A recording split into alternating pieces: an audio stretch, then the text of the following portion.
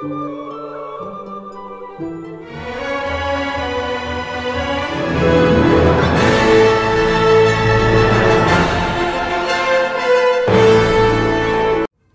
talk about the narcissistic family dynamic.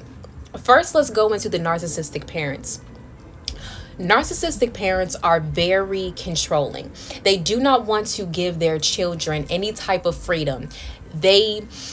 Their parenting style is not about allowing their child to be free and be themselves. No, they want to control every single aspect of their child's life. And if the child does not want to oblige under their control, then that's when they're going to face issues and the parent won't support them. It's like the parent doesn't want their child to have a mind of their own. Number two, a narcissistic parent will live vicariously through their children. This looks like them involving their children in different type of sports and activities when they are in school or growing up, that the parent did not have the opportunity to do so when they were younger. So to make up for those lost years in the parent's childhood, they're now stealing years from their children's childhood and forcing them into things so that the parent can have a secondhand experience at this, while using their child to be there at first hand. And this is why the children can sometimes be miserable in these activities, because they don't want to do it, but they are forced to because their parent is making them. Number three, they care too much about the image. They care so much about what other people think of them, how others are perceiving them, that they don't even develop their character. And it's always about, well, I don't want you doing this because I don't want people looking at me funny. And they always tend to shame their children or other family members because of this. And speaking of shaming, they can guilt trip and blame, shame, pressure, and manipulate their children to get what they want. Next, they are rigid and inflexible. They are very, very stubborn, and they will not change their ways. Next, they have jealousy. They can have jealousy of other siblings, of their spouse, of their children, of other children that are not theirs, but jealousy is there. Next, they lack empathy. They do not offer empathy or love or compassion to their children. They're more so apathetic. And lastly, neglect. These are the parents that emotionally neglect their children, and they are emotionally unavailable. Physically, they are present.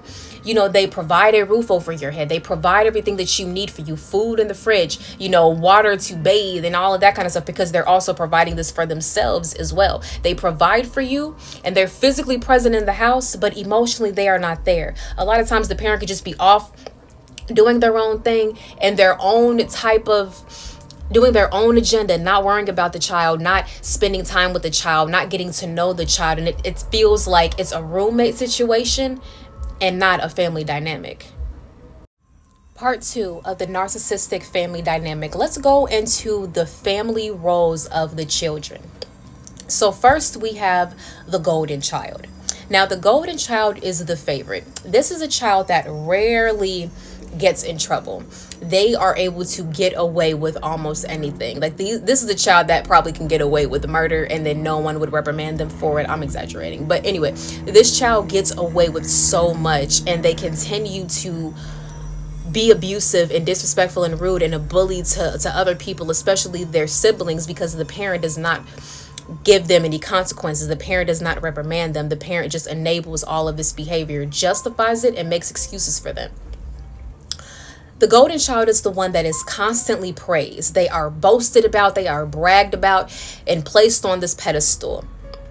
This is the child that is given all of this attention, all of the attention, all of the affection, all of the accolades, just all of the good special treatment. This is the child that gets it. And this child, they feel entitled because of the pedestal that they were placed on. And the parent praises them, talks about how smart and beautiful and kind and wonderful and talented they are. So they eventually grow this very overinflated ego. And parents don't even realize that they are creating a little mini narcissist in the making by how they're treating them. Next, let's go to the invisible child. Now, the invisible child is, you can call that the forgotten child, or the lost child is another name. This is a child that is ignored and they feel left out. They feel isolated from the family. They don't really spend a lot of time with the family. They don't feel like they really fit in with the family. And this is a child that desperately seeks attention by negative things like drama, lying, bad behavior, toxic relationships, just, you know, things that are very difficult, things that are very, you know, obscene. They do so many things in order to gain attention. Even if it's negative attention, they'll do it. Lastly, we have the scapegoat child, or the black sheep. The black sheep is the sponge. They absorb all of the energy of the family, and they are the most empathetic. They are wise. They see beyond the mask of the narcissistic parents, and they will call out parents for the unfairness and the injustices of the family. They are mistreated by everyone. They are blamed. They are shamed. They are belittled. They are abused. They are disrespected constantly. Family takes out the frustrations out on this child and use them as a punching bag. And this child feels very alone, and they want freedom, and they do not feel at peace in their own home.